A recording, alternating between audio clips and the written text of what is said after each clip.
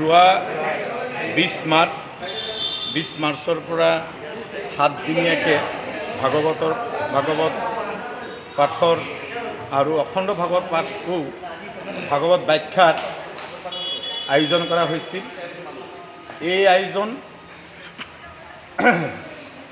লক্ষীনাৰায়ণ তালুকদাৰৰ সুপুত্ৰ আৰু তেখেতৰ পৰিয়ালবৰ্গই বিহপুৰীয়া শ্ৰী শ্ৰী ৰাধা গোবিন্দ মন্দিৰ পৰিচালনা সমিতিৰ সহযোগত আজি 9 দিনেৰ এক কাৰ্যসূচী অনুষ্ঠিত হৈছে। আজি 8ম দিন।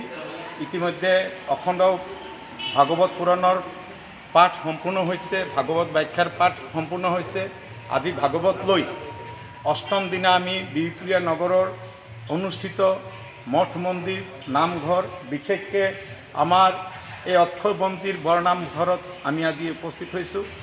ইয়াৰ পিছত আমি নগৰৰ আৰু দুটামান মন্দিৰত পৰিদৰ্শন কৰি আমি এতিয়া মহাপ্ৰসাদৰ আয়োজন কৰা হৈছে। আজিৰ প্ৰসাদ ভাগ 64 পহৰৰ এইটো এক মহন্তৰ এক ডাঙৰ উৎসৱ। ইয়াত বহু ব্যঞ্জন মিঠাইৰ পৰা আৰম্ভ কৰি ইতিমধ্যে গুৰুজীৰ নেতৃত্বত সুদূৰ ধেমাজি শিলাপথাৰ বৃন্দাবনৰ পৰা অহা শ্ৰীযুত দীনকৃষ্ণ দাস গুৰু মহাৰাজৰ নেতৃত্বত অহা দলে সম্পূৰ্ণ কাম ব্যৱস্থাপনাত চোৱা চিতা কৰি আছে। আমি আজিলৈকে যি ধৰণে বিহপুৰীয়া ৰাইজৰ সহায় সহযোগিতা লাভ কৰিবলৈ সক্ষম হৈছোঁ, আমি নথৈ আনন্দিত। আশা কৰিছোঁ আজি মহাপ্ৰসাদৰ পিছত অহাকালি 28 তাৰিখ, এই 28 তাৰিখত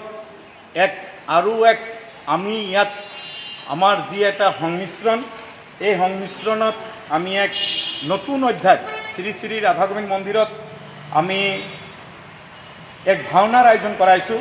পথালি পাহাৰ যুৱসকলৰ দ্বাৰা, তেখেতৰ বচা শিল্পীসকলৰ দ্বাৰা শ্ৰী শ্ৰী নিসংগ মুৰাৰীৰ ভাওনা ভাগ অহাকালি 7 বজাত ৰাধা গোবিন্দৰ মন্দিৰত প্ৰদৰ্শন কৰা হ'ব। গতিকে আজি এই মাধ্যমৰ যোগেদি আমি সকলো ৰাইজৰ উপস্থিতি কামনা কৰিছোঁ, যাতে বিশেষকৈ বিহপুৰীয়া হেন ধৰ্মনগৰী, ইয়াত 14টাকে মন্দিৰ আছে আৰু 8টাকে নামঘৰ আছে সিমান এখন সৰু টাউনত। গতিকে আমাৰ নগৰলৈ, আমাৰ ঘৰলৈ, আমাৰ সমাজলৈ অহা মিতিৰ কুটুম আলহীক আমি অন্য বস্তু চিৰিয়াখানা জীৱ জন্তু যদিও দেখুৱাব নোৱাৰোঁ, কিন্তু নামঘৰ মঠ মন্দিৰ আমি দেখুৱাবলৈ ইয়াত সক্ষম হওঁ। গতিকে এই ভাগ কথা আপোনালোকৰ প্ৰচাৰ মাধ্যমৰ যোগেদি আমি প্ৰকাশ কৰি দিওঁ।